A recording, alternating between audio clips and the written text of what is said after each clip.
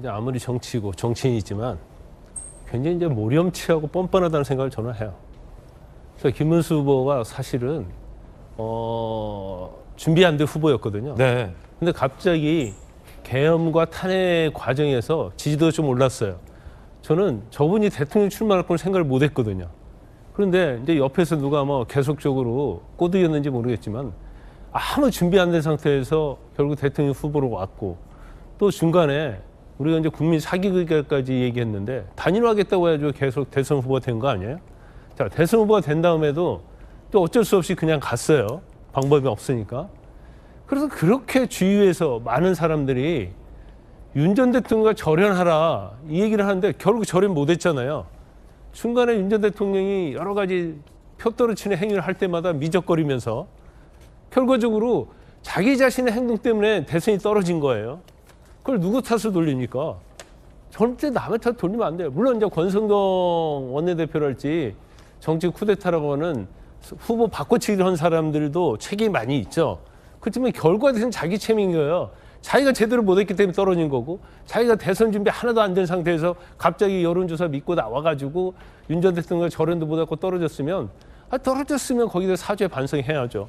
왜 그렇게 절을 많이 하는지 모르겠어요. 절을 자주 하면 사실은 그게 한 번은 그렇지만 진정성이 없게 보이거든요.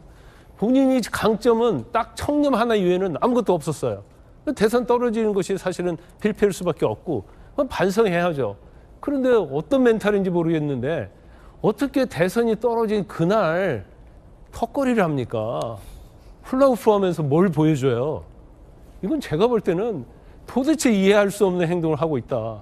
또 그런 사람을 또 옹립을 다시 국민의힘에 당대표로 옹립하려고 하는 사람들이 이해할 수 없고 권성동 원내대표 마찬가지죠. 엄청나게 분란을 하면서 친윤적인 성향을 보여가지고 지난번에 후보 교체할 때 그때 그만둬야 하는데 끝까지 그 자리 지키고 있지 않았습니까? 지금 와서 어떤 소리 하는지 도대체 이해가 가지 않아요. 당연히 물러나야죠. 대선에서 패배한 어제 둘 다 배구 정도를 하겠다고 해도 사실은 비판을 해야 하거든요.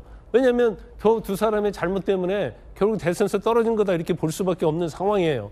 근데 그럼에도 불구하고 원내대표 자리가 얼마나 좋은 자리인지 모르겠어요. 거기에 또 연연하면서 마치 언제부터 또 민주당 배우라는 얘기를 했습니까? 갑자기 선거 떨어지고 나서 민주당 배우라고 해요.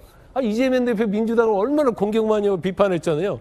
근데 이제 봐서 180도 딱 입장 바꾸고 얼굴 바꿔가지고 우리가 민주당을 배우할 때다 하면서 다른 사람을 공격하기 위해서 민주당을 끌어들이는 저런 행태를 보면 아무리 정치자지만 금도가 있고 사람의 양심이라는 게 있는데 그 범위를 완전히 벗어났다고 저는